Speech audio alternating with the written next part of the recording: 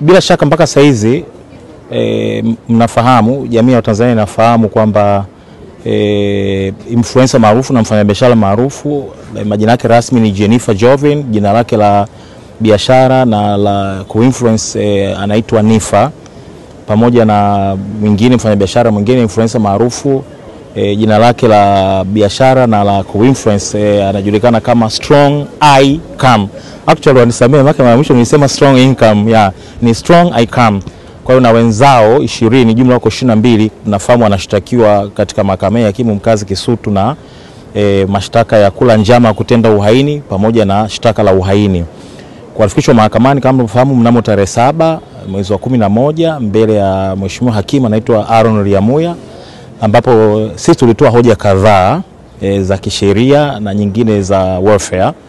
Mtakumbuka huyu binti Strong Icam tulitoa hoja kwamba waliteswa sana wakiwa kituo cha polisi Oyster Bay, na mlipo mahakamani mnakumbuka huyu binti alionyesha makovu ya mijeredi au fimbo, alionyesha mbele ya mahakama akisema kwamba amepata madhila hayo akiwa chini ya mikono ya polisi, na mahakama kama mnakumbuka ikatoa amri kwamba kwa kweli wakomiti magerezani, gereza la Segerea, kwamba huko uongozi wa magereza uhakikishe kwamba wanapata tiba na pia ripoti iletwe mahakamani.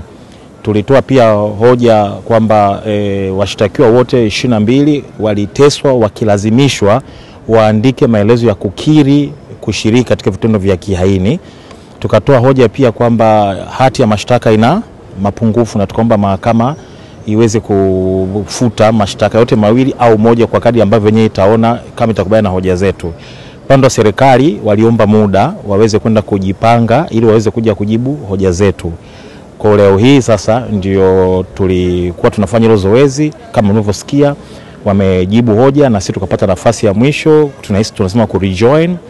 Kwa mahakama imeretire, itakwenda kujadili hoja za uhalali wa hati ya mashtaka. Narudia tena hoja ya kwamba Nifa pamoja na Strong Icam pamoja na wenzake 20 wakapatiwa matibabu, hiyo haina mjadala. Mahakama ishatoa maelekezo kwamba waende wakafanyiwe uchunguzi wa kitabibu na ripoti ije iwe sehemu ya mwenendo wa kesi. Hilo lenyewe tumekumbusha mahakama kwamba ilishafanya uamuzi kwenye hilo. Kwa hiyo mahakama itatoa uamuzi kuhusiana na iwapo hayo mashtaka ya uhaini ni halali au sio halali mbele ya mahakama. Itatoa uamuzi huo mnamo tarehe 25 mwezi wa Novemba saa 5 asubuhi. Kwa basi tutafika mahakamani, na kama mahakama itaona imekubana hoja zetu kwa kiwango gani, basi tutapokea uamuzi na tutajua jinsi gani ya kufanyia kazi. Leo Nifa, Strong Icam pamoja na wenzao 20 hawakufikishwa mahakamani, wameshiriki kwa njia ya mtandao, virtual tunasema, nafikiri mliwaona pale.